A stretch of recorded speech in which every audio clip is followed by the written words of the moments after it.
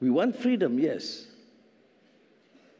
But will we allow or should we condone excesses? Criticism, yes. Alternative ideas, yes. Even some nasty criticism, we do recognize.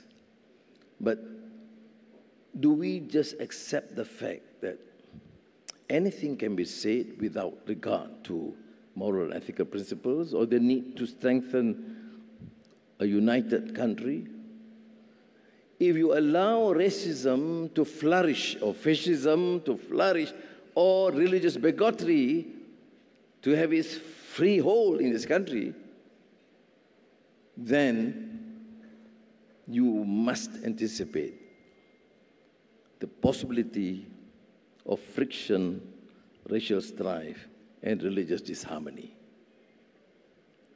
So, of course, we're being criticized. I mean, our colleague from Journalists Without Borders is here, and of course that is a problem. I don't mind. It does not matter if you are downgraded because we are tough against the racists and the religious bigots. Because to my mind, to save this country, to protect the right of the majority and the rights of minorities is more important than to get a high mark and one international recognition. And this is, of course, the problem.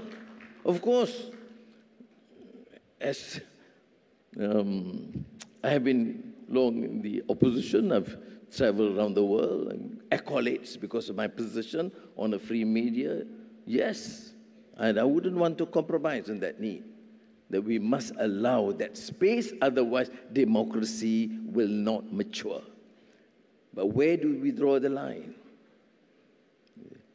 And we cannot be utterly naive that you can manufacture dissent and you manufacture consent. I mean, to quote the scholar Noam Chomsky, you can manufacture. If you have billions at your disposal, you can control the media. Or more so the social media now. So Premier talks about code of ethics, precisely why we need that. Because the code will not recognize whether you are the government in power or you are a billionaire who controls. Because you have seen so-called veteran journalists, mature journalists, who can talk about corruption to one section and completely blinded and ignore the massive corruption among his old colleagues.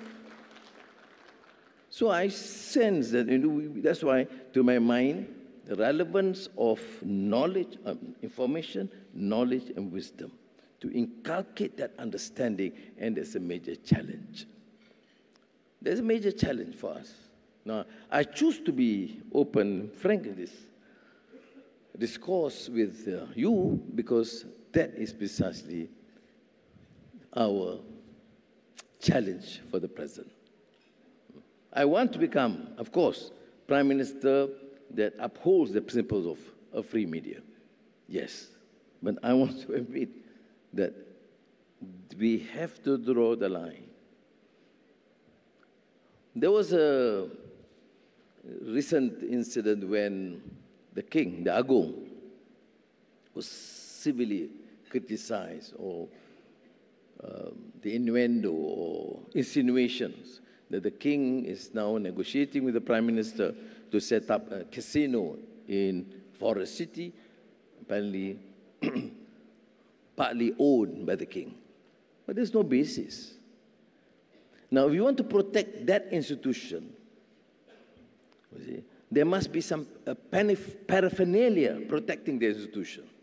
You address the king differently, and he is supposed to embody that national spirit, to be the fountain of mercy and symbol of unity.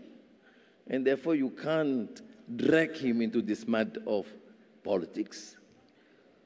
So we have decided, therefore, whilst you are permitted to criticize or disagree with the Prime Minister or the government, you cannot incite racial hatred or against the royalty or religious fanaticism.